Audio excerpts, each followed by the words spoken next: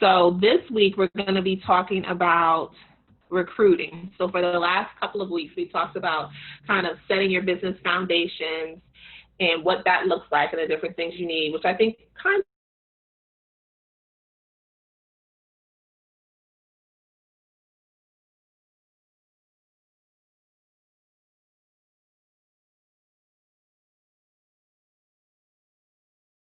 So the plan for this week is to also do the same thing. So for this week, we'll talk about recruiting kind of overall when it comes to working in a staffing agency, and then there'll be smaller videos next week that'll touch on Facebook groups, because that's something that we use that I found to be effective with regards to being able to recruit for talent for your agency. We'll have a separate session that'll talk about different recruitment tools and resources that are out there and available to you guys. And we'll also talk a little bit about different strategies to use Indeed, or if you want to use Facebook to actually recruit, because both of those platforms have elements of an applicant tracking system within them. So they're definitely great resources to use to help you with recruiting, where starting out early on, you don't have to invest thousands and thousands of dollars to have a system that'll kind of house your applicants' information and resumes and allow you to post jobs. A lot of those things are being built out into systems like Facebook. Like Facebook's job advertisement piece has those elements built into it, as well as Indeed and Career Builder and Monster. So we'll look into a couple of those things next week in the 3 individual videos that I'll post up tomorrow for the times for the Zoom. So as usual, if you guys get a chance, please go ahead and mute your phones. If you have questions, go ahead and drop them in the comment box. It should be set up for everybody, because I think you guys did it this time to just kind of drop into the session as well. All the sessions and questions and everything related to this module 3 will be saved onto the group tomorrow. And if you have any questions as you go along and either review the video or look at the slides, because the slides will be saved as well, feel free to drop them in the Q&A boxes within the group, or you can reach out to me individually. One of the things I've kind of decided to do differently this week with regards to the one-to-one sessions is do office hours. So I'll post tomorrow hours that I'll be available so that you can reach out to me either via Facebook, email, phone call, text, to kind of talk about your progress and what's going on. And then that way, I think it'll be a little bit easier for you guys and myself, because we have a couple of people that are in different time zones. So that'll allow you to kind of say, hey, Shamika's doing office hours Tuesday, Thursdays, 10 a.m. to 12 p.m. Eastern time. And you can kind of drop in on those days, Tuesday, Thursdays, or Saturdays. So that's just a guesstimate of how I'll do it, but once I finalize it, I'll share it, and then you guys can drop in those times and kind of let me know what's going on with you. We can do our one-on-one sessions. So other than that, I've gotten a chance to touch base with everybody, which I'm excited about. Everybody's making a lot of progress.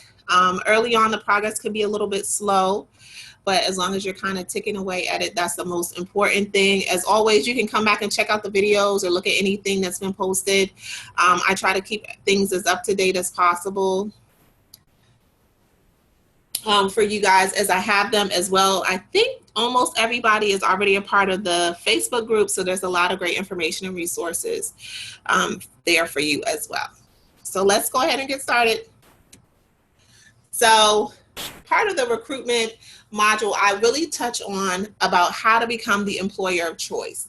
So as you guys know, I know there's hundreds of agencies out there, but what makes you stand apart and what would be needed in order for you to become the employer of choice when it comes to running your agency? So here's just some things to think about from a recruitment perspective: the types of roles, who you want working for your agency, why you want them there, how to go about recruiting for them, when's a great time to recruit for people, what types of jobs announcements you want to create, and where are these people located. So during this module, Our objective is to learn the basis of the recruitment process and develop a strategy to obtain ideal candidates for your agency. And below are some of the topics that we'll cover. We'll talk about what does it mean to be the employer of choice? Why would somebody choose to work for your agency? How to create a recruitment plan? What are some elements of a winning job announcement? What are some key characteristics of an ideal employee? How to create an efficient credentialing process. We'll touch on a little bit, and we'll go more in depth next week about the relationship between social media and recruiting, how to streamline the recruitment process to make it work for you, as well as some tools, systems, and resources for recruiting. So essentially, the recruitment process is the preparation to receive applications, weed out unqualified applicants, ranking them, to identify your qualified applicants, interviewing them, and extending a job offer of employment. So to me, when we put together a recruitment plan, we want to think about these things. We want to think about what's the strategy, like how are we going to do it? What does that look like? Like what are the steps we're going to take to recruit for our agency? Within that strategy, you want to be able to easily describe the job. So if you're recruiting for registered nurses in a med surgical setting, or registered nurses in long-term care, or licensed practical nurses in long-term care, you want to be able to easily describe what that job is. And if you have multiple jobs, you want to be able to easily describe them. When you're kind of doing your recruitment plan, you want to be creative. So since most of us are healthcare professionals, we already know the generic, put the post out there, say what the job is, say what the pay is. But I encourage you guys to get a little bit more creative just to get the attention of your ideal candidate. So you want to post on different platforms, just not your Facebook, Indeed, or your Career Builder and Monster. You want to offer different types of incentives. A lot of companies use incentives, whether it's contests or raffles, to kind of get people excited or interested in working for their agency. So those are some things that you can do. You can do different community related events, or even partnering with other NOSAs to do what some have done. And I'll share with you guys in the group a little bit later, was a drive-through job fair, which was a great idea. Also, you can do a virtual job fair. Those are all creative ways to not only include within your recruitment plan, but to attract and attain and retain qualified applicants. As well, you want to be recruiting all the time. Much like marketing and recruiting, elements of it kind of go hand in hand. So you want to make sure that you're doing it all of the time. So when you meet other healthcare professionals or nurses, whether it's in your current work setting or in a networking event or different activities or your day-to-day activities, you always want to kind of have the frame of mind of, is this somebody who could work for my agency? And then the last part of the recruitment plan is desired qualities identified. So that kind of goes back to recruiting all the time. So you always want to have in your mind, written down as a part of your strategy, what are the desired qualities that I'm looking for in people who fill this role? A great example would be, there's certain qualities that you would look for an individual who would be a hospice nurse versus someone who would be an ER nurse. Even though they are both nurses and they both have some of your basic consistent skill sets, they have different qualities. They have different characteristics that will make them good for one role versus the other. So these are the steps in recruiting that we've done. And some of the key things are making sure that you identify the position. Develop job descriptions, which most of you guys, if you haven't started the process of kind of, have an understanding of the process from the video when we talked about your business foundation. So you should have job descriptions, and they can be generic. They don't have to be detailed. Job descriptions for all of the positions that you intend on recruiting for. So if you're recruiting for med-surg and ICU, or if you're recruiting for long-term care and rehab, you don't necessarily have to have a different job description for each one of those roles, but you would need to have kind of like a generic job description that would cover, the basic licensing, the basic qualifications, any educational requirements, any roles and responsibilities, any supervision or supervisory expectations that all the positions would have in place. And then you can go in depth within the announcement of any specific specialty or criteria. Number 3, create a job announcement highlighting key elements of the position or key criteria. So if you have someone, after you've created your job description and you want to use that same job description to fit for a ER nurse or a dialysis nurse, you want to highlight the key elements. So a dialysis nurse, you want somebody who has experience working in dialysis clinics or dialysis settings. You want to include any special certifications that might be required or necessary, any specific years of experience that you feel are applicable or the client is asking for. Within your strategy, you always want to include a timeline for recruiting your applicants. And for me, a lot of that means that from the time that you open the job until the time that the job closes, how much time is passing. And on average, we would open up our jobs for 5 to 7 business days, and we would get enough of an applicant pool. Now, given there are certain jobs and or locations that might hinder you from being able to have such a tight timeline, but you just don't want to have your job open for weeks and weeks and weeks when either you know that the job is closed or it's closing, or you're just not getting the applicant pool that you're looking for. A lot of times, the reason behind that happening is because of the way that the job opening or job announcement is structured. So when you start creating your job announcements and highlighting the key elements from the job description for that particular position, you want to make sure that you've already had in line how long you want to keep the job open.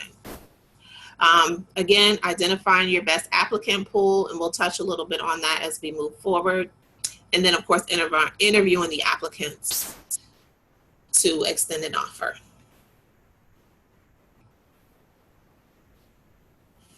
So, places for recruiting applicants. So this is definitely something that still applies, probably now more so than ever, but job fairs. And I touched on virtual job fairs, which is something a lot of nurses have gotten into doing, which is awesome. As well as a lot of your hospital systems and your healthcare systems are doing them as well, because they want to kind of limit that face-to-face contact. Industry-specific events, some great events, even though they're not happening this year, but some great events that are amazing recruitment opportunities are your local associations, your American Nurses Association events or yearly conference, TravelCon, which I'm a huge advocate for. TravelCon, which is a place for travel nurses and healthcare professionals that come every year. It's traditionally been held in Las Vegas in September, and it's hundreds and thousands of nurses, all specialties, all backgrounds, all from all different areas that just come and kind of come together as a community and get information. A lot of your bigger agencies are out there, as well as your smaller ones. We at the NOSA Group had intended to attend this year, but of course the conference got canceled. But they do plan to have it again next year.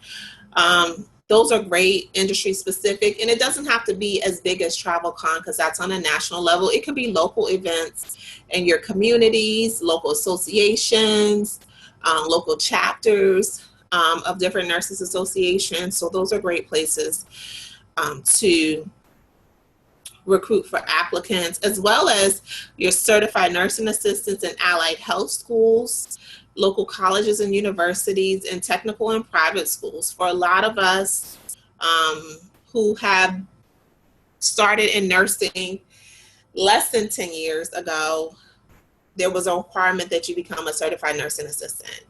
So there's a lot of, potential to get certified nursing assistants who are in nursing school or in school for other things to work with your agency.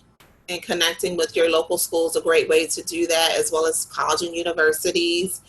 And of course, your technical and private schools. And then, of course, my favorite, which has definitely been something that's been trending more now so than ever, which is social media. So Instagram, Facebook, LinkedIn, Twitter.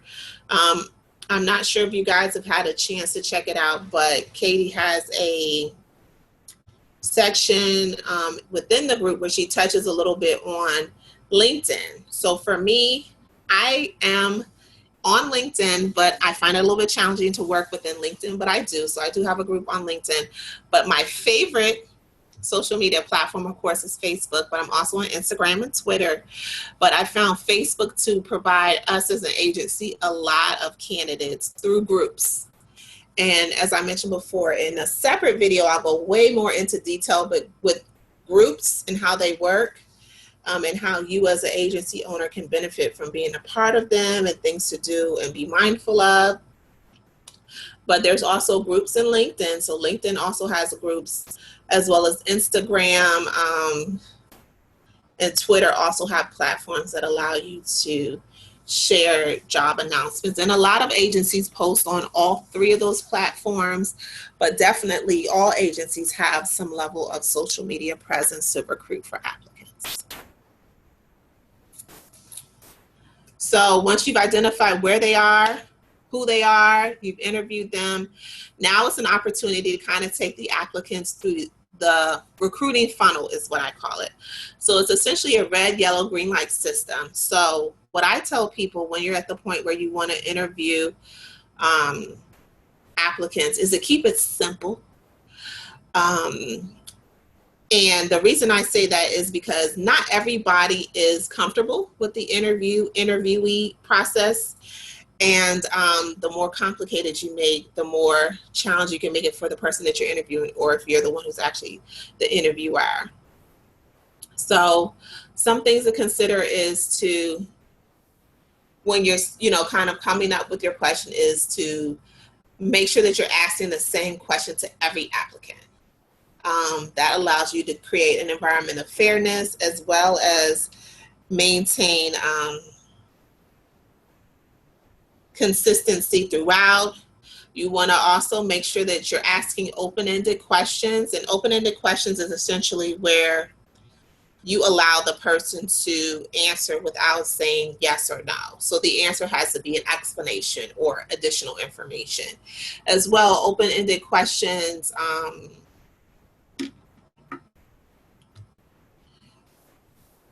allow for follow-up questions. And an example of that would be, instead of asking, how long have you been a nurse, which would give a very one-worded answer, which would be like 10 years, 7 years, 8 years, you might ask, well, I see you've been a nurse for over 10 years. What made you decide to become a nurse? Or what made you decide to get into this particular specialty? So that opens the door for the applicant to elaborate a little bit more. And a lot of times there's behavioral questions that you can ask and that we'll go into next, that'll kind of give you an idea of their behavior or their previous behaviors in different situations.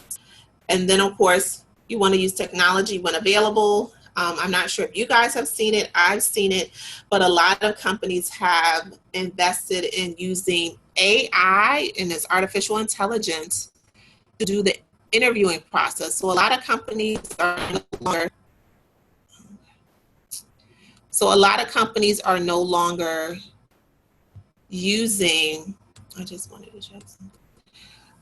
Recruiters. They're having these automated systems that call you and ask you a series of questions. Indeed.com uses them, and essentially you answer recorded questions on a line, and based on your answer, they kind of rank or rate you.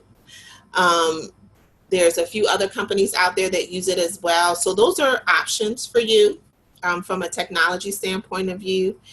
And then I always tell people to make sure that you close with, do you have any questions? So if you ask questions, you've had a great interview, or if you haven't had such a great interview and it might be challenging, you always want to make sure that you've answered all the questions that the person might have. So if you have your applicant and you're ready to interview, the red, yellow, green categories fall into play with how they answer the question. So once they go through and answer the question, and if you rated the question by a number scale or not, you don't necessarily have to do it that way. You, at the end of the session, whether it's you and a partner, or you and a team, will kind of place the person into a category based on their answer. So I call the category red, yellow, green. Red meaning they're not a good fit, and for whatever reason. Of course, you're basing it on the questions. Yellow meaning, hey, they maybe have the experience, or maybe they don't have as much experience as you're looking for.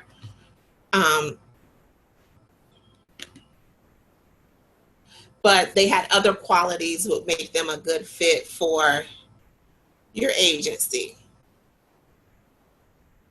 So, and then of course, green, meaning they met all the qualities and qualifications for your agency, and you feel like they should be able to go to the next process. So that's kind of talking about the red, yellow, green funnel.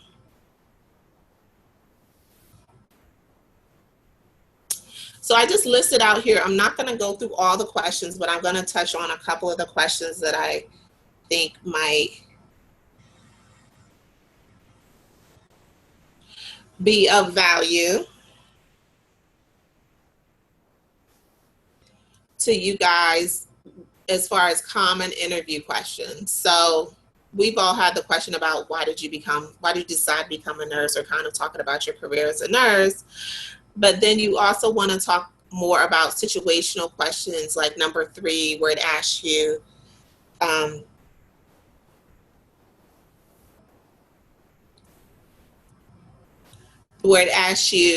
do you deal with someone who isn't satisfied with your patient care?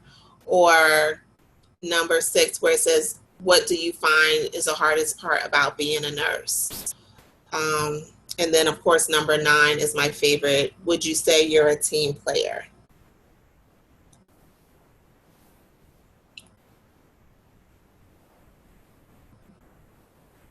So those are all great questions to ask and consider. And then, of course, my favorite question, again, is, do you have any more questions, or did I answer all of your questions? So that's always how I like to close all my interviews that I do with everybody. And we can go into like the interviewing and how to do interviews and do mock interviews with each other, because this will be saved to the group during our one-on-one session, so we can go a little bit more in depth on that.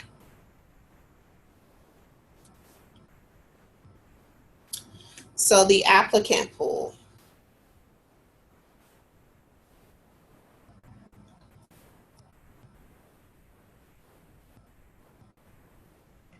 So when we talk a little bit about the applicant pool, we want to kind of touch a little bit on where, hello, can you hear me? Where these places are located, where the people are and where they're located. And get interested in the things that interest them.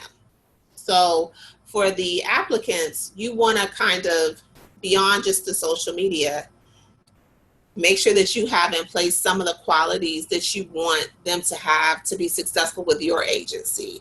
So as we mentioned before, there's so many different agencies out there that, one, what would make someone be interested in working for you, but as well, what are the characteristics and background that your agency has that makes it attractive to them? So in your job description, you want to consider some of the qualities, the characteristics, background of people who would be a good fit for your agency. If you're doing anything special in cardiac or dialysis, or if you're working in fast-paced environments or correctional facilities, those people that thrive in those environments have different level of characteristics. Of course, you want to go to the places that they're in.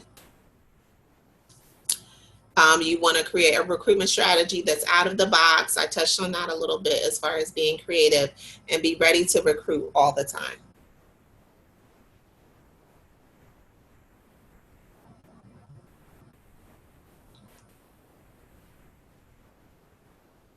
So I put together this little group of different types of applicants to kind of give you guys an idea of some types of applicants that you may have seen. And this is just like a little synopsis of them so that you're able to get an idea of how you can rank them. And all these people would for sure be qualified for any opportunity.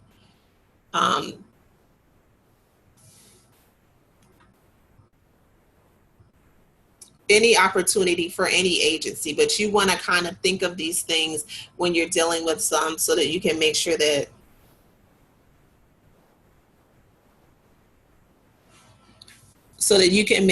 you not only know how to have interviews with them, but also be able to identify if they're a good fit for your organization.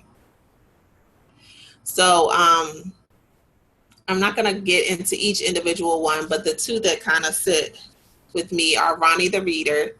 So this would be an individual whose resume looks good, but during the interview you find out the person's resume is outdated and they don't ask a lot of questions. So this could just be someone who might be unprepared, but they might be nervous. So they might be nervous with interviews. So this might be an applicant that you may want to consider having an actual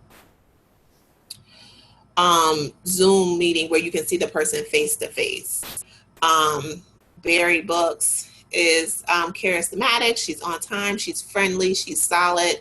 She has experience and she asks a lot of questions. So this applicant type, quote unquote type, is kind of a breakout where you can kind of do a red, green, and yellow recruiting funnel on.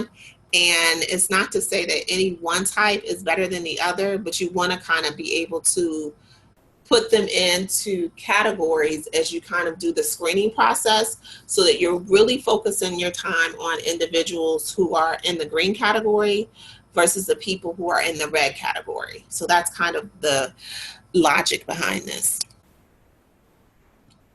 So the jobs. So people are here for the jobs. So the last few things I want to touch on, and I'll go more in depth, like I mentioned before, are the relationships between social media and recruiting. So now more than ever, most people find their jobs online in some way, shape, or form. So whether it's through a job announcement that you saw online from a company, whether it's something that someone forwarded it to you, more and more people are finding opportunities online. So for me, and for you guys, that means we need to have a presence there as well. I know back in the marketing section, we talked a little bit about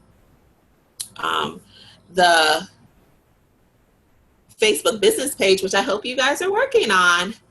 But let's take a closer look at platforms as they have allowed us to get the greatest candidates. So as I mentioned, all the different platforms that are out there, but some of the things that you have to consider that maybe you don't have to take as much into consideration when posting on Indeed and Career Builder or Monster, or even stuff that you didn't have to consider maybe 5 or 7 years ago when it comes to actually getting a job opportunity, that you do have to take into consideration more so now.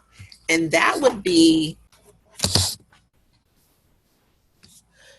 not only what your posting is, but when you're posting it. So I touched a little bit on before about posting on Facebook or Instagram or Indeed, and how important, or mostly Facebook, Instagram, and LinkedIn, how important timing is.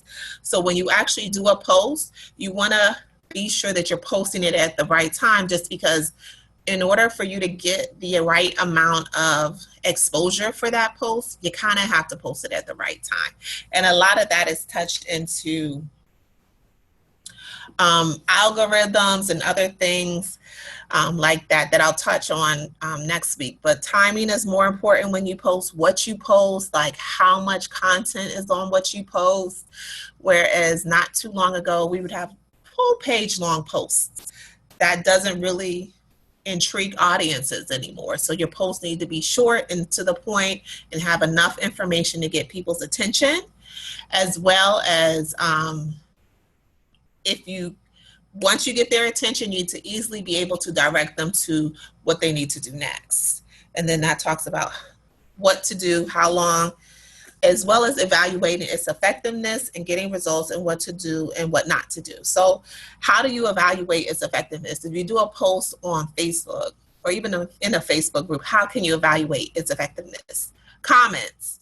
Comments is the way that you evaluate the effectiveness on Facebook and Instagram. Indeed, there's another tool I'll touch on about that. And if you put up a post and you don't get any comments or you don't get any messages from people who are interested in the post, then there might be something either wrong with where you posted it or what you posted. And then, of course, what to do and what not to do.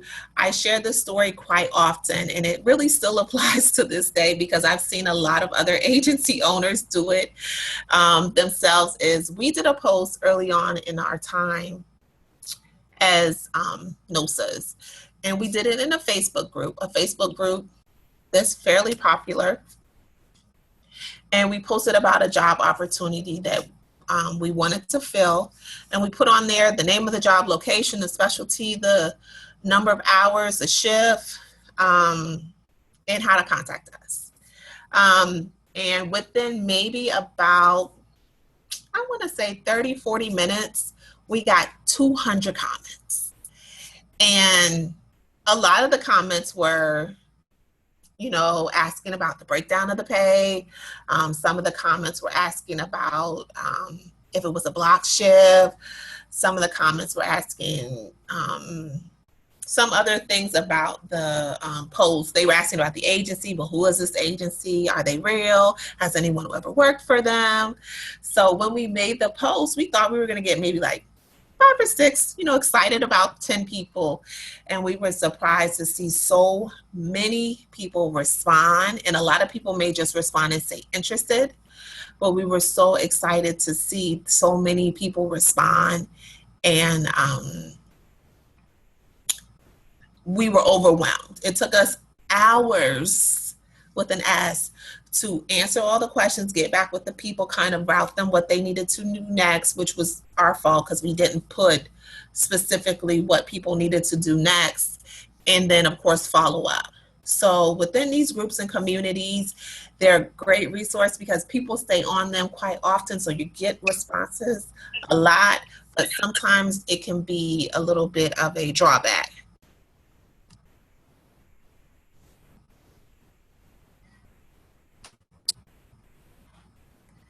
So just remember that. But like I said, I'm going to have a separate video that's going to talk about Facebook groups.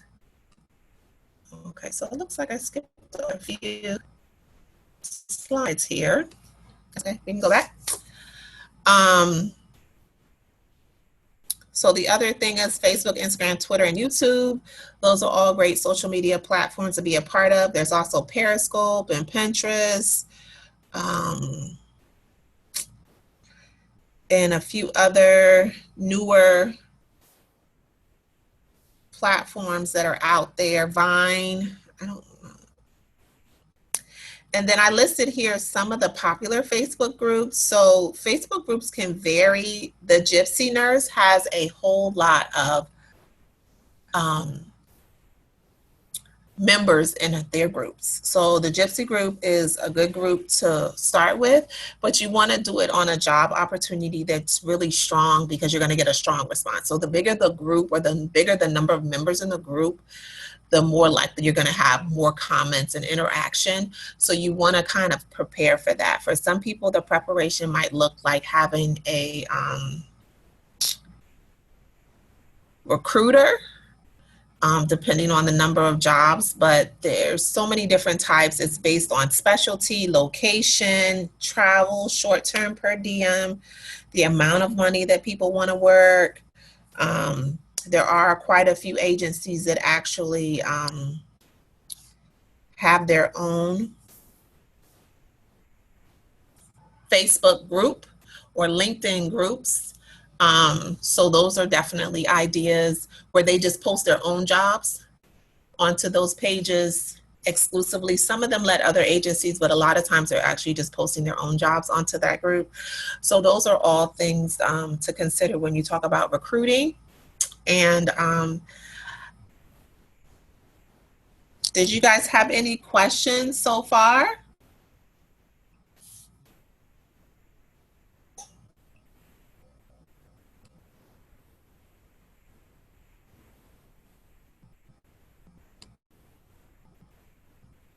Okay. So feel free to share any questions or drop them here. Tamika, Yes. do you have like, I know you've been in this game quite some time now, but did you have some type of, what can I say? I'm trying to, Templates. yeah, a That's template what I was gonna for, ask. yeah, that's what I was thinking. For job announcements? Hmm. Yeah, something to kind of go by. I know you just posted that here, but something to go by that we're, actually looking for to make sure we're not leaving out any of the key details. Yeah, I'm gonna save it to the group. So I'm gonna save the presentation. I'm gonna save like kind of like a hiring process, and then Okay, I'll save a template onto the group as well. Yes. awesome. Thank you. Okay. Any other questions?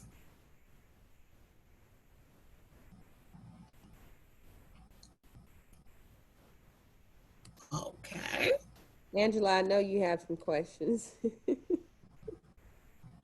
Actually, that's what I was gonna ask her if she had templates as far as, like, for instance, you talked about the recruitment plan and having a different platform. If you actually had something that you went by, off, from, just so that we would be, going in the right direction and not feel lost with just trying to create something. Right. Yeah, I'll have those. I'll share the stuff we used. Like you said, to kind of give you a idea, and then it's definitely stuff that you guys can tweak and make it your own. Right. Thank Hmm. you. No problem. Tamika, another question. Mhm. What, how do you handle, I know, me being a travel nurse at one point in my life, also, you have these nurses who are DNRs that get deemed DNRs at their facilities. How do you handle those? And how do you decide? Do you just eliminate them, period, or just put them somewhere to another facility? Of course, they can't go back to that facility. Do you relay that information? Because sometimes they don't know it. The nurse in particular, that they don't know. I mean, they kind of have an idea that they did a horrible job, but I've known several nurses who did not know. So, how do you handle situations like that?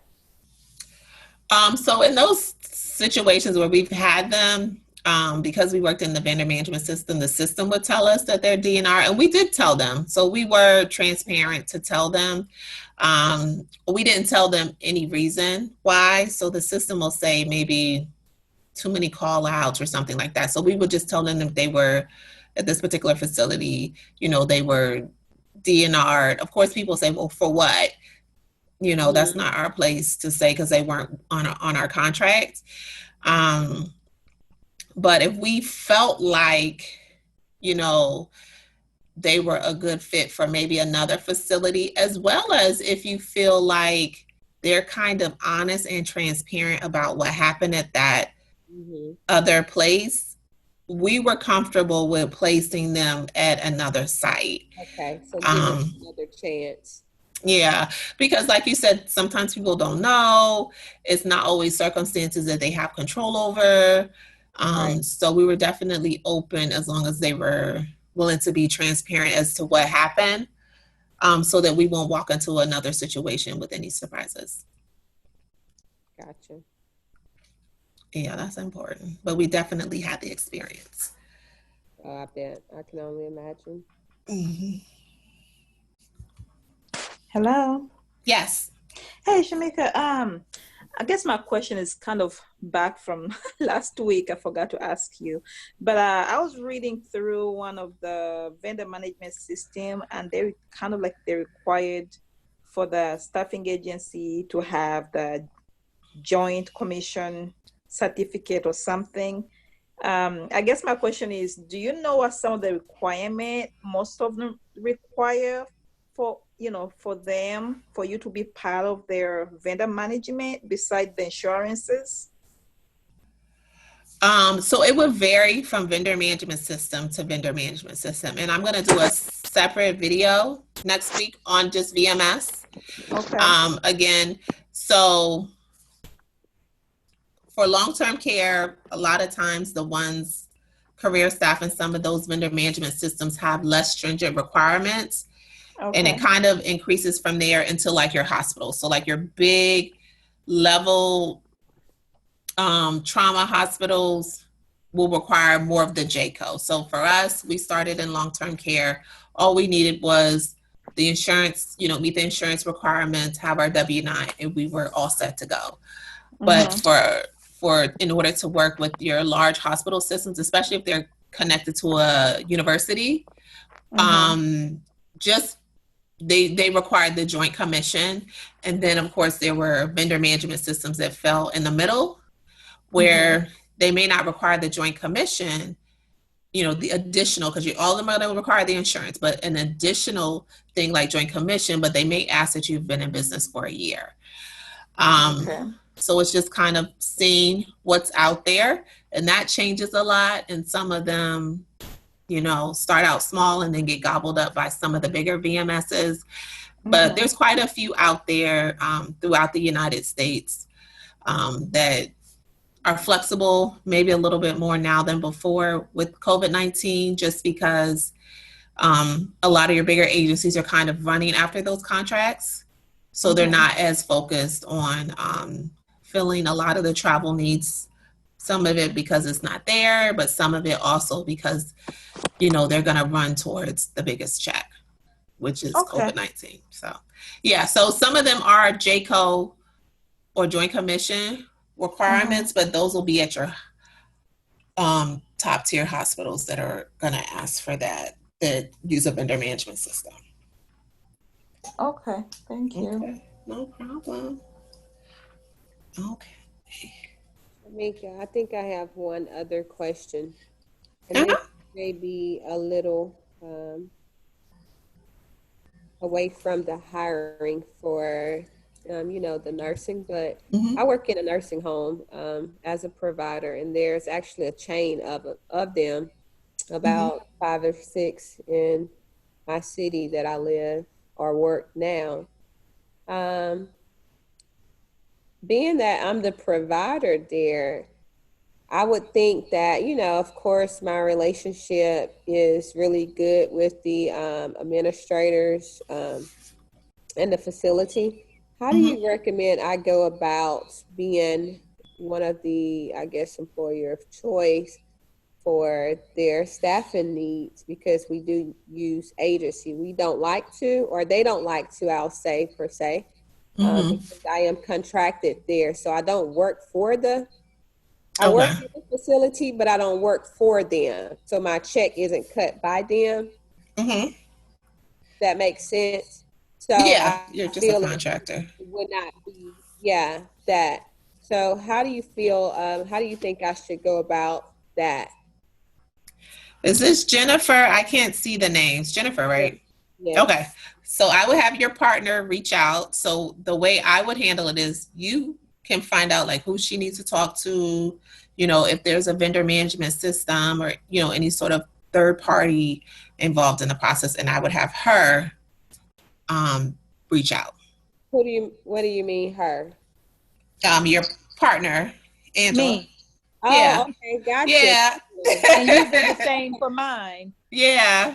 Okay, so I don't reach out to them. She does. And do I let them know that, I mean, do she let them know that, hey, you know, my partner is a part of this process, or no? No, there's no need. They're not gonna, for some pieces, because we are healthcare professionals, you want to keep certain things on a need to know basis. So for you to reach out would create a conflict, even though you're a contractor with them. But for her to reach out and kind of like what she mentioned earlier, and you to do for her vice versa, would not. But there's no reason for them to know that you guys, it wouldn't be something that came up unless someone brought it up. But there would be no reason for them to ask. So Okay. no need to tell. So how does that work when it comes about branding and staffing? Like, will we wouldn't be the face, you know, behind the brand per se, or I wouldn't. That's the point. That's the part that really confuses me. Like, you know, when I'm recruiting for the business, you know, like on my Facebook page, or I'm sharing it, or maybe I should not do it, share it from my personal page and just only from the business page per se. Yes. So you should only be, I'm glad you mentioned that. You should only be sharing information related to your agency from your Facebook business page. So a good example of kind of how that works out is nobody really knows that I'm the face of the NOSA group. Okay. Unless you know me. You know what I mean? Right. So any interactions people have, any kind of that initial interactions that people have with me or anybody on my team is as the NOSA group agency or a representative of them. So being able to kind of create that separation is helpful, because for us, early on when I was working with my partner before I branched out, we went in and filled shifts. So they wouldn't know that Shamika you just talked to on the phone and said, hey, we got somebody that called out at 4 a.m. for their 6 a.m. shift. Can you send somebody? They would never make the correlation that the Shamika you just spoke to is the Shamika that's going to show up for that 6 a.m. shift. Wow, that's nice. And, you know, it's a win-win. They're happy to have you. They're happy to send business your way. So a big part of us being able to do that was that we kind of, and not to say not to advertise, it's not really necessary per se. Like the only way that you know that I'm the NOSA group instantly is if you follow me on Facebook, which you have to put your face on Facebook. But in other platforms where I am, people won't know that, oh, this is the same Shamika I just talked to. She showed up at this facility to fill this shift, and she's the owner that runs the agency. People just don't make that connection. Okay. Yeah, people just know if it was because I'm in a smaller city. You know, I just didn't realize how would I make that connection.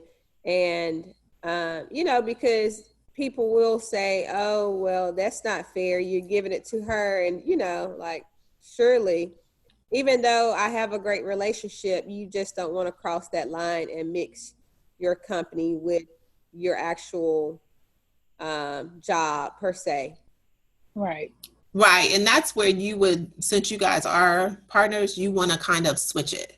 So the people that know you in your town probably don't know Angela,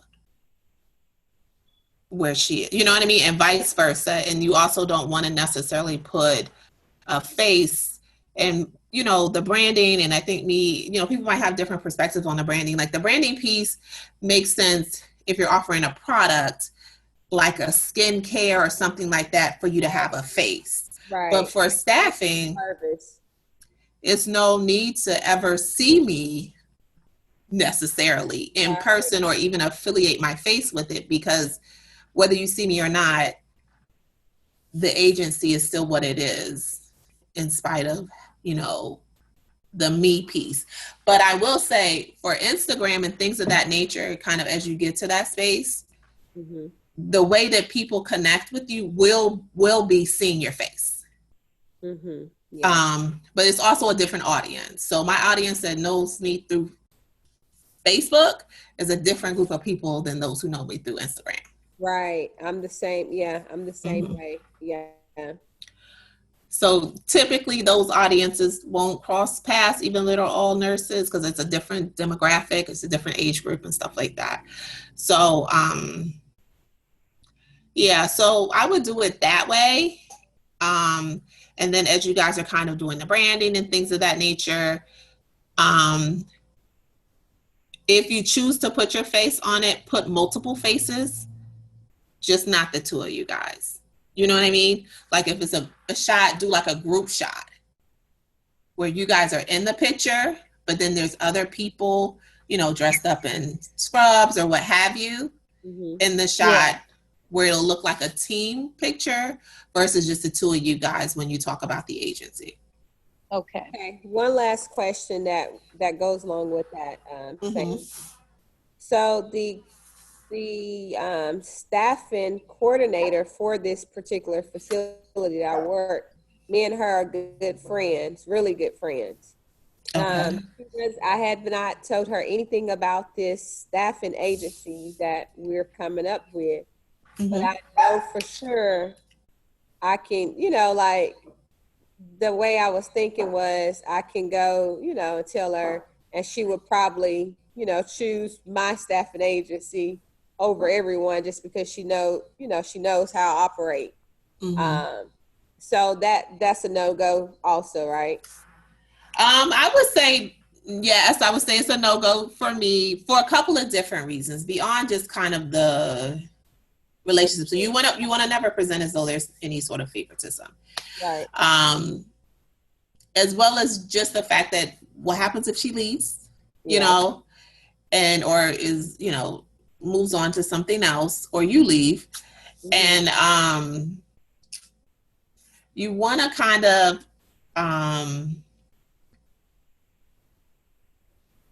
Keep it keep it professional. under wraps. Yeah, keep it professional and under wraps as much as possible. So in our instance, did people eventually figure it out? Yeah.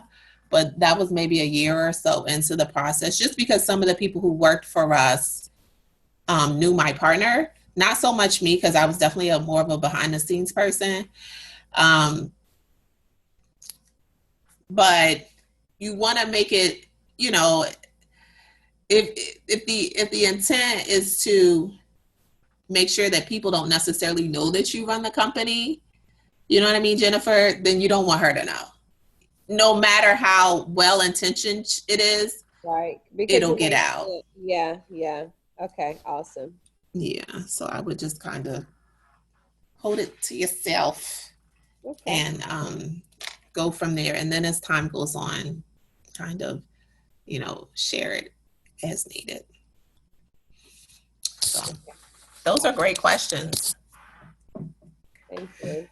I'm glad I got it out because I'm really glad more so that I asked you this right now because we get so excited about just I'm usually one that, especially in where I live, to kind of just keep things to myself just because you have that idea, either people are going to steal your idea or they're just going to hate on you. Mm-hmm, And mm-hmm. so I would rather just keep it all to myself until it's at least 75% to 80%, almost on the map to where I got everything. And the next part is just actually implementing the business or making it go live.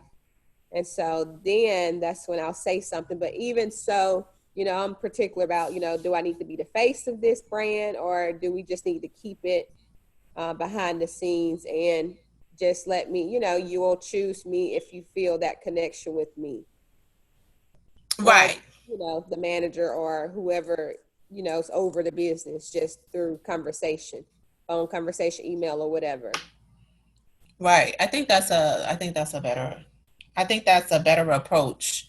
Um, Mostly because there's certain things that some of your big agencies do that work, Mm-hmm. and that's one of those things. Like we don't know who even though I've definitely researched and found out who these people are. We don't know who Aya's owner is, and Maxim and Cross Country. We could be talking to those people at any given point and wouldn't know who they are. So I kind of like some of that privacy element, and I think it's done intentionally. But if we see their actual brand or logo, we know who they are. You know, we kind of know, oh, that's a staffing agency. I've heard of them. I've seen their name. So kind of taking that route with it is good, and it's been yeah, definitely no sharing. Like, I wouldn't share this business name from my personal page, because usually if you're sharing it, they feel that, okay, either you're connected to it some kind of way or what have you. So just don't even share it with my friends to let them know about it, period, from my personal Facebook page, or, you know. right. You can share from your business page to your personal page, if you know what I mean. So like if you have a post or something, just share it to yourself, and then it'll post up onto your personal page. Gotcha. Yeah, and it can be a little tricky. Yeah. But I found, for me, in the last few years that I've been kind of up and running, and you know, the few people that knew about the agency in its early stages, that way to be most beneficial. Because then because people do it, if people want to find me, there's no real affiliation. Yeah. So if people, beyond, you know, going through tax records, like if people want to find, well, who runs the agency, you can. It takes a minute, but you can't find that out just by going through social media, who that person is. But what if they question you? One of your potential clients question you, well, who's the owner? You know, what do you say then? You can say that I've never had that question. I want to say that part. But if it came up, I mean, you can say then, of course, that you're the owner with Angela, you know, that you own the agency. But I would question the circumstances of why they would ask that question, if you know what I'm saying. Right. Like, under what circumstances? Because do you ask all your agencies who's the owner? Would be my second thought, is like, do you ask every single agency? And as long as I can, you know, present that I'm, you know, we're who we say we are, why would that be a concern, or even really be a question? Awesome. Thank you so much. No problem. So, okay. So I'm going to wrap up here with you guys. And if you have any questions, like I said before, feel free to drop them in the comments section, or you can jump on, because we're a small group, which I appreciate, because then everybody gets a chance to ask their questions and get them answered. And we're talking a little bit about the hiring process. So, I touch a little bit on creating a workflow. So I know, and I'll have a template and everything posted into the group tomorrow. But when you're thinking about your hiring process, you want to make sure that you have a good workflow for yourself that works from a standpoint of view of being a small agency. So you want to be able to, you know, start from your first contact. And this is something you can write down and, you know, put into blocks or kind of play around with as far as what you want that to look like. But from the first contact that you have with a potential applicant to the point that they're either hired or no longer interested, you want to have a process in place. So here are some of the things you want to consider when you're trying to put together your hiring workflow. You want to think about, you know, the different ways that you're capturing these applicants. Like, what are your means of communication or marketing or recruiting for applicants? You know, are you using referral sources to do that, such as referral bonuses or employees? You want to have written down Are they going to go through an applicant tracking system? Is it something like a bullhorn, which is a very common applicant tracking system, or an in-house applicant tracking system, or something that's special that's out there already on the market? You also want to consider, what are some of the ways that you maintain an active applicant pool? So as you continue to grow as an agency and you get more and more people that apply, sometimes you'll have opportunities that are fits for them, and sometimes you may not. So how are you keeping in touch with these people, as well as making sure that their profiles and their information is easily accessible to you or to a recruiter if you have a recruiter on staff, and you can reach out to them when something happens or when an opening happens. And then if you're using an applicant tracking system or not, you don't have to do one. Is it something that integrates into your human resources system? And primarily when you think about that piece, you want to consider, hey, I've gone through the process, we've done the job posting, we've interviewed them, we've taken care of these different steps, we've done the background and all this other stuff. How do I get their information from this place into my human resources system so that once they start working, they can get paid?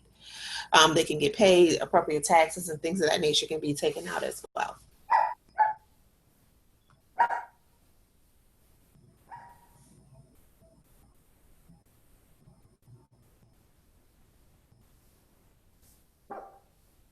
So the next part is credentialing. And we'll go more in depth on this. So like I mentioned earlier, this is just an overview on recruiting, and then I'm going to break it down into smaller sessions and documents later. But when you talk about credentialing, essentially everybody kind of goes through the same process when we discuss credentialing throughout the industry. So we're always going to do some sort of background screening. It could be statewide, local, federal. It might include fingerprints. It'll also include a drug screen, 5-panel. I haven't seen a facility that does 5-panel drug screening, but you also have your 7 and 10 panel, which is mostly common. And the companies that I've used for them have been LabCorp, Quest, Concentra. Some sort of competency testing. So you want to consider, does your client require that you have a competency test, such as a prophecy, or are they content with the skills checklist? And then, of course, your other testing, which is pretty industry standard, which is your TB, your Hep B, your titers, your physical, your Tdap, your varicella, your CPR card, your resume, which is pretty standard as far as a package that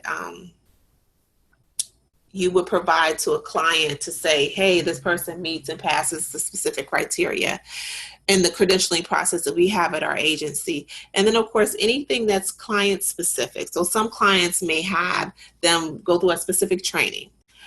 They may want them to have elder abuse certifications. They may want them to have special lift handling certifications. So those are all things that you want to consider. There's a lot of great websites and resources that are available for free or discounted that'll cover meeting those requirements, as well as a lot of times a client will provide either the training or the training documents that you can hand off to your employees to meet those credentialing. But the top 4 that I have listed here are pretty consistent. And that's kind of the expectation that you should have when setting up your agency. And as I mentioned, all of the additional resources as far as like how to look for a good company, or if you're able to do it in-house, which some states allow you to do some of like the drug screening in-house, that's an option as well to consider. So this will be attached in the group, and this is a little bit of what you guys touched on as far as a hiring process template. So this is kind of a breakdown of a bigger template. Let me see.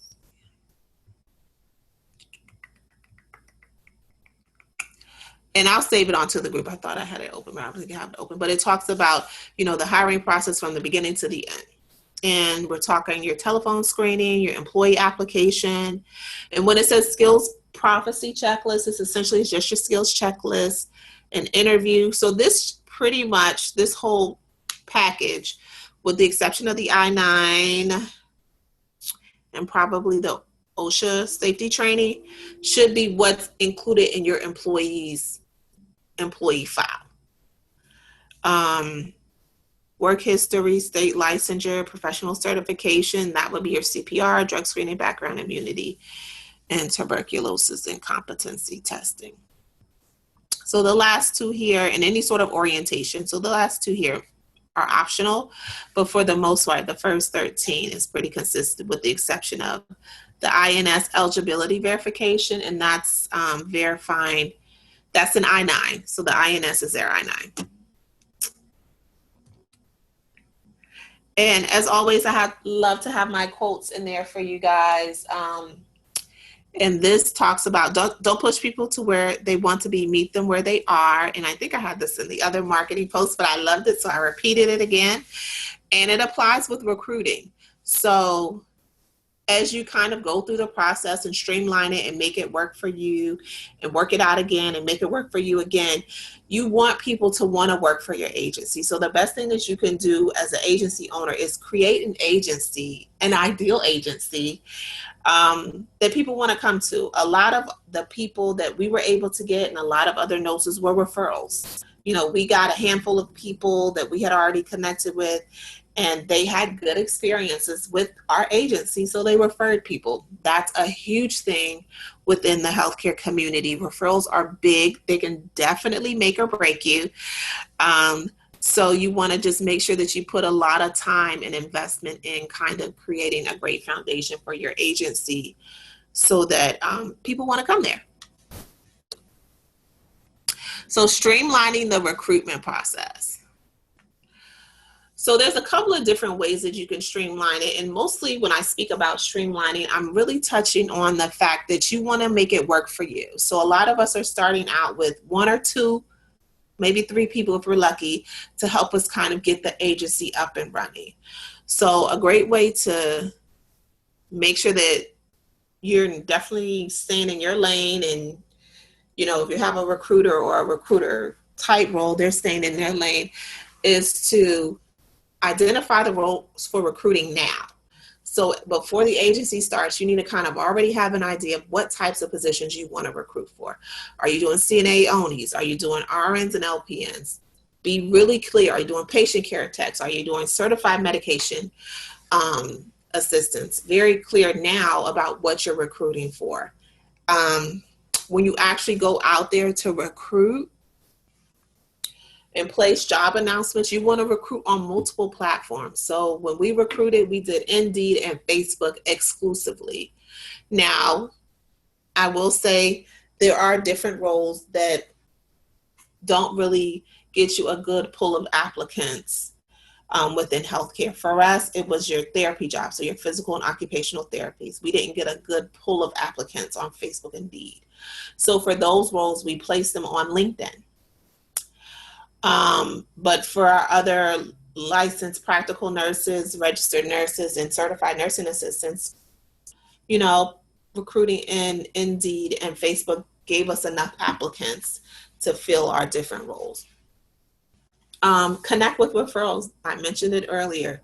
Quite a few of the people that we worked with were referrals, and our employees were happy with working for our agency, so they were more than happy to refer us to other friends and family members and coworkers. And that definitely made the job or the process of recruiting so seamless for us early on. Obtain technology resources. So there's a lot of different applicant tracking platforms. My suggestion for newer agencies is to look into applicant tracking platforms, but don't invest the money early on, because those platforms, whether it's Bullhorn or ADP, Paychex has a platform, Gusto has a platform, are very expensive. So realistically, you can manage your applicant pool through an Excel spreadsheet or through something similar to Excel or some sort of spreadsheet or CRM system, which is something that you can be using for your marketing as well. And it's low to no cost. And that's kind of where you want to be early on, because even if your applicant tracking system is generating a lot of applicants, unless you have multiple clients with hundreds of jobs, the applicant system won't meet the needs of the number of jobs that you have. So I tell people to kind of stay away from actually purchasing anything early on until you've really gotten into a groove, and use the technology that you already have is essentially what I'm saying. We did Excel. I did Excel. I'm familiar with Excel. If you're not familiar with Excel, I would definitely encourage you to either have somebody on your team who is, or take out the time and invest the money in taking a course with Excel or YouTube. I think YouTube has a different platform. Microsoft offers some free courses as well. So that was what I did for the early on. For this agency, I'm actually using Google. So I'm using G Suites, and I found it to be very similar to Excel and Microsoft Office. So a lot of their products are very similar, but this actually allows me to integrate the business piece. So I'm a lot more happier with G Suites than I was with Microsoft Office. But you always want to make sure whatever technology you use is that it's user-friendly, it's something that you can use, it's something that integrates into a lot of different systems and platforms that you're using, especially like email and stuff like that. And you want to be able to evaluate and repeat the process. So whatever you choose to use, you want to make sure it's something that you can kind of see the benefit from it. So like I mentioned,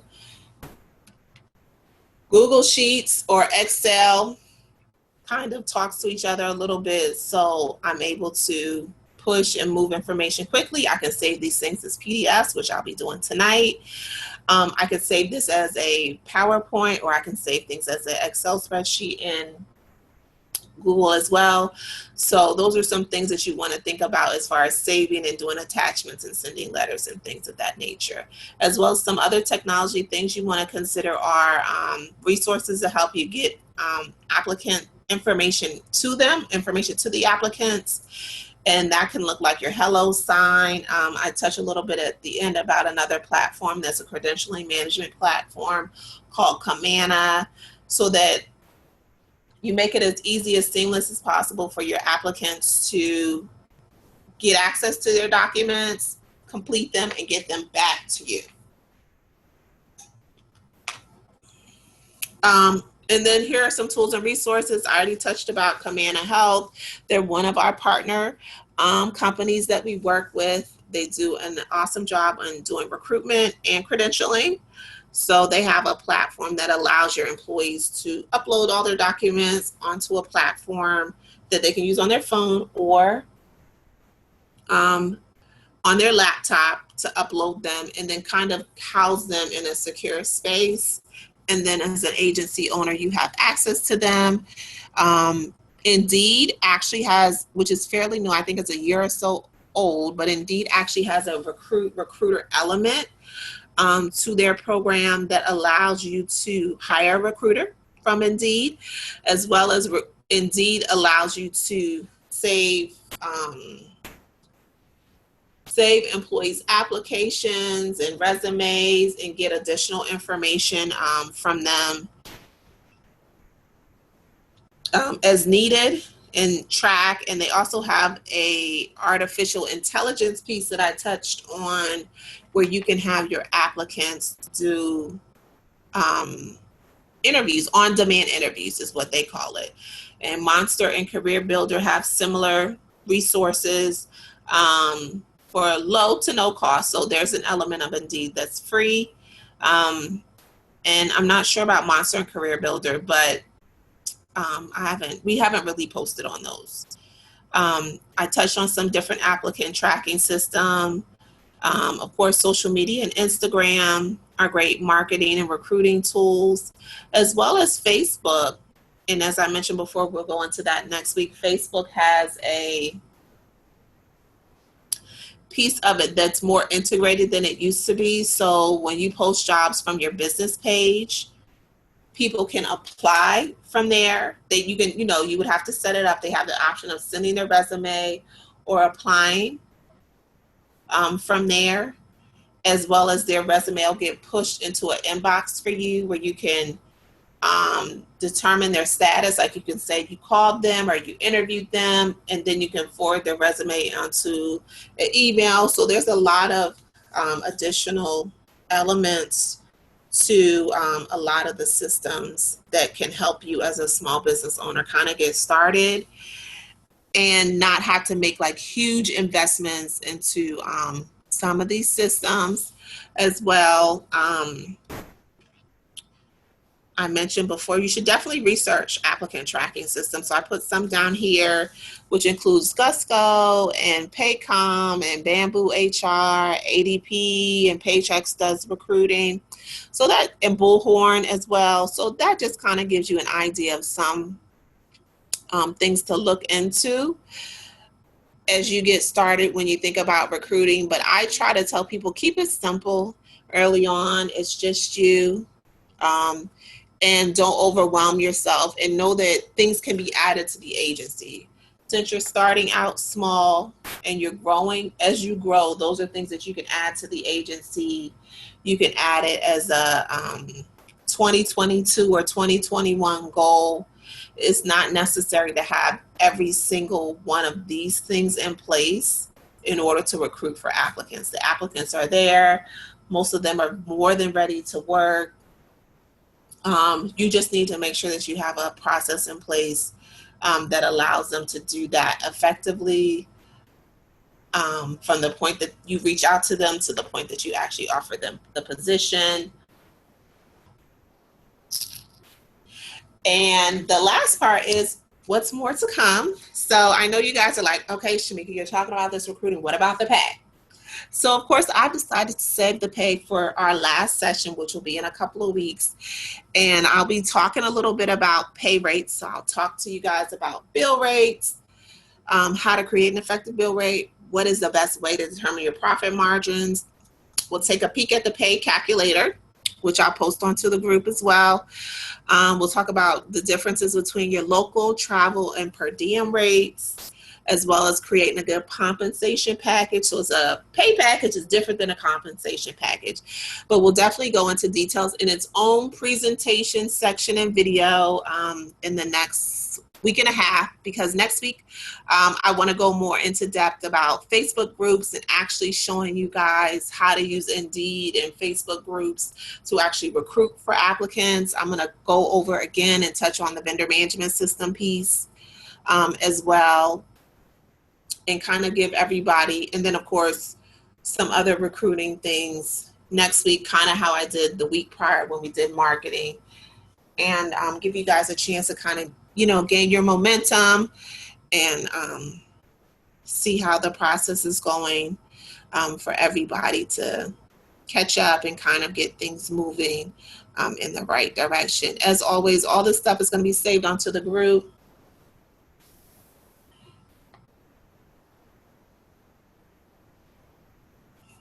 And if you guys have questions, which I encourage you guys, so a lot of great questions happen in these videos, definitely feel free to share them into the group, and I'll start sharing them this coming week. Some common questions that come up. I think this week I'll probably do the 30 questions in 30 days, and I'll pull a lot of it from the Facebook group. So I don't know if you guys have seen that, to share with you guys as well on this platform, because it did really well, and it was just, I'll tweak it a little bit to meet the needs here. It was a great opportunity. I did it probably, I want to say 2018 is when I did it, in December. So I did 30 questions for 30 days. And then we can definitely have that be on here for anybody else who's joining us. And as always, I love to give homework, and I know that we're all getting there and the process is slow and there's life still happening. So week 3's homework assignment, as I mentioned before, this is just an assignment. It's not something that's due at any particular time, but it just kind of helps keep us on track with things. And one of the things I want you guys to start thinking about and working towards is kind of creating a recruitment strategy. Like, what would your recruitment strategy look like? As well as exploring some recruitment tools and resources for your agency. So what are some things that you think you might need for your agency? It could be something that you already have in-house. It could be an app or something like that that you want to add to your existing agency or your existing back office support. And the third one, which I think is super duper important, is establish a why your agency should be the employer of choice. So I think as time goes on and there's so many agencies out there, you kind of want to start to see what'll set you apart. You know, what'll make the difference for your agency. And it doesn't have to necessarily be competition, because I'm a believer that competition is healthy, as much as it could be you're just in a different lane. You know, it could be that you're doing government contracts. It could be that you're doing correctional contracts.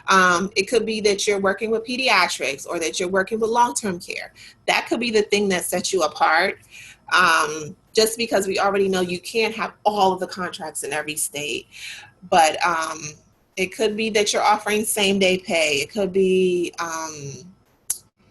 that you're offering some sort of bonus or employee assistance program. I think somebody posted about that within the group. So what are some things or ways that you can set yourself apart as an agency owner, and how that can make you an employer of choice? It could be same-day pay.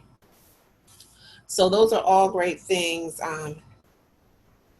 that I think you should consider, and this is a great time to do it. And we'll definitely talk more on our one-on-one sessions about them. And just like with marketing, for me, marketing and recruiting goes hand in hand.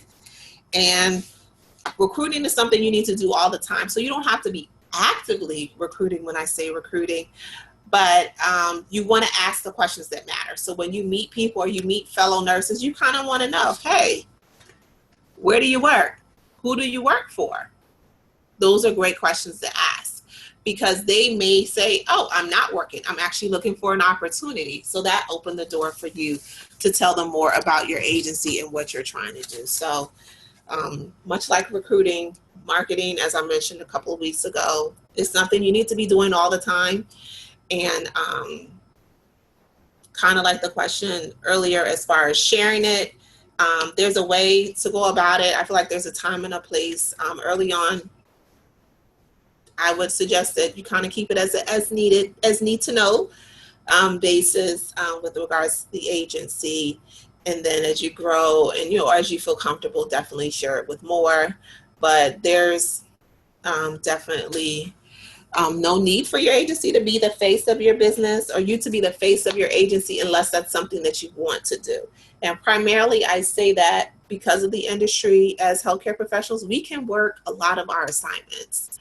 So you want to alleviate people kind of making that correlation or it becoming a problem. And the best way to do that is not to have you be the face of the industry or the face of the agency. Sorry. So do you guys have any questions for me?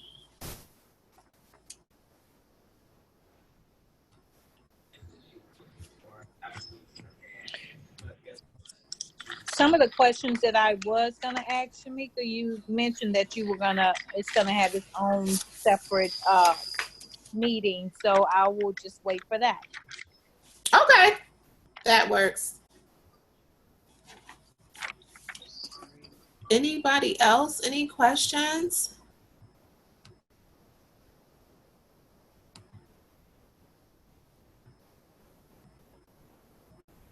Shamika, you mentioned there was a separate meeting or live video on Facebook. What was the name of that video? So tonight from 8 to 9, there was a Plaques Capital, Amanda with Plaques Capital, who does invoice and payroll funding. She did a presentation similar to what I'm doing with you guys, but she did it with the NOSA group. So that's already out there. So she just finished up. So you guys can definitely go over there and check it out. And all her contact information is in there. So one of the things that I've tried to do with the Facebook group is to allow individuals who have reached out to me that I've kind of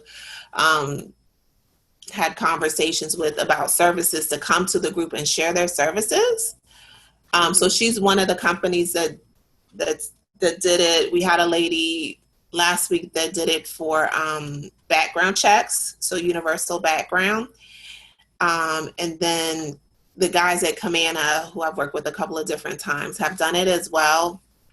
So if when you go into the group, you go to videos, all those videos are on there, including a few with me. And I attempted to try to move them over to from Facebook to the Nursepreneurs, but Facebook, of course, wants to keep their stuff to themselves. But yeah, they're definitely good videos to look at. It's from recruiting to the credentialing management system. We talk about payroll funding a couple of times from a couple of different speakers, just to give people information and resources to get more information and resources, get more information about. So I am a big advocate of shopping. So if you're going to do business with me, or I'm going to do business with a company, I'm going to shop around to a couple of different companies. So as small business owners, I just wanted to kind of create a space for people to do that more easily. And that's what we've been doing this month in August. So we had last week the background drug screen lady speak. Amanda just spoke about payroll funding. We're going to have somebody speak about insurance.